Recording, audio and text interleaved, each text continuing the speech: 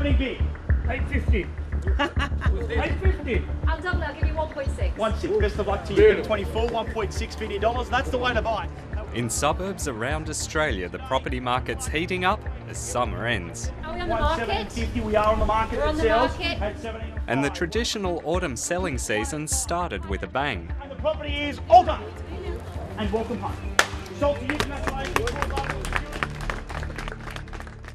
This suburban house in Sydney's southwest just sold for $1.83 million at auction with 14 registered bidders.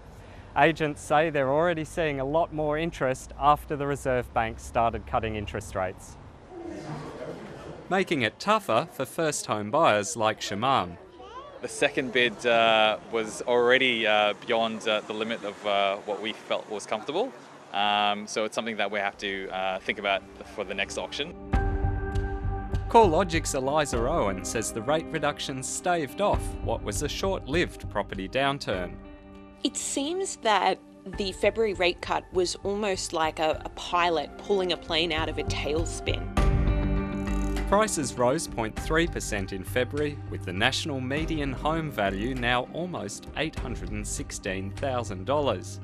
While they're still cheaper than a year ago, homes in Melbourne and Hobart led the gains, along with properties in the regions, overtaking the booming markets of Perth, Adelaide and Brisbane. Darwin was the only city to go backwards. Our modelling suggested this, that Sydney and Melbourne and generally markets that had a stronger reaction to rate rises were going to see the biggest benefit from a rate reduction.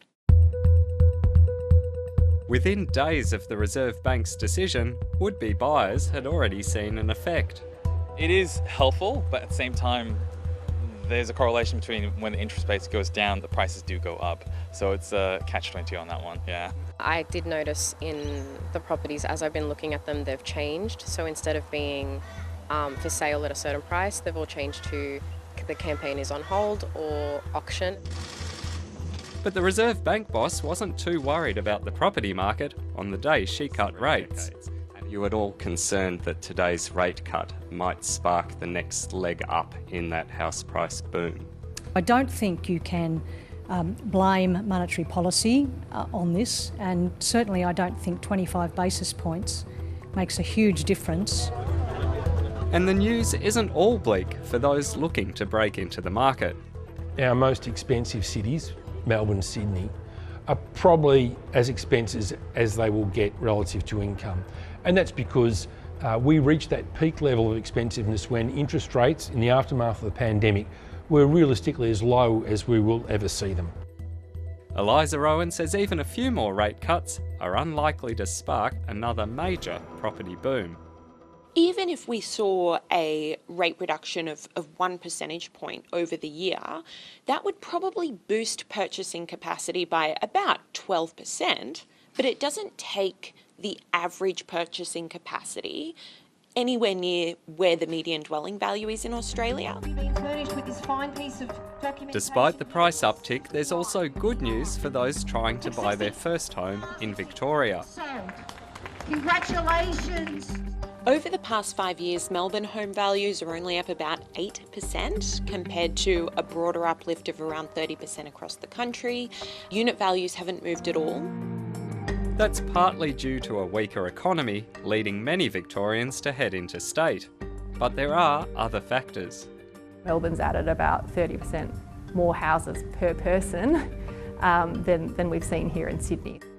The Victorian government's also been unique in dramatically increasing property taxes, especially on investors and empty homes.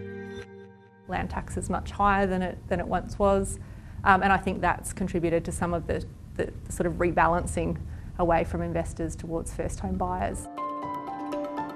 Outside Victoria, most of Australia remains a seller's market. We were hoping to get reserve, but we got way above what we were hoping, so we are grateful. The gift that keeps on giving for those lucky enough to already own a slice of suburban paradise.